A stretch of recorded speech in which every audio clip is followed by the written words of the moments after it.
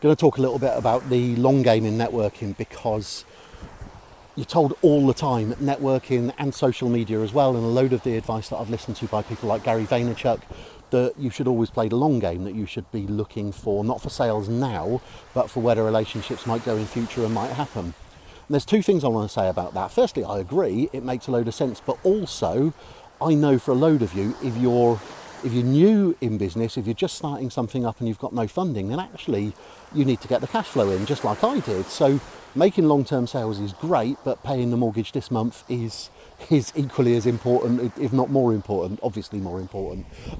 So here's what I did. I came up with little taster versions of my main services. Ultimately that became the Networking Retreat Experience, my 40 quid offering, which I took around the country. And as far as cash flow went, that was brilliant. It enabled me to make a load of sales, because 40 quid is a bit of a no-brainer for most people. So it got sales going early on. It also gave people early on, when I was doing this, an experience, that's what it was, of who I was, to enable them to get to see who I was, what I was about at low risk. And a load of those people bought into my other stuff afterwards. The thing with the long game, so with the long game, it's great. It's perfectly okay to introduce other services which are short game, I guess, which you can sell easily. But the very fact that I'm out here at the moment working with Wes Linden is the result of playing the long game at the same time. So with some relationships, there was no quick sale, there was no easy sale.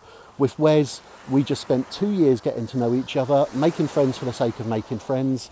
We're now working on something really quite big out here, where Wes spends some of his time. But that didn't involve us selling to each other in those first 2 years. We just got to know each other. And after a while, the relationship developed to the stage that we've both recently done business with each other, and that's flourished. I had to do the short game stuff in order to be able to do the long-term stuff as well. But with some relationships, it's just not worth forcing it. Just see where the relationship goes. That's what I've done.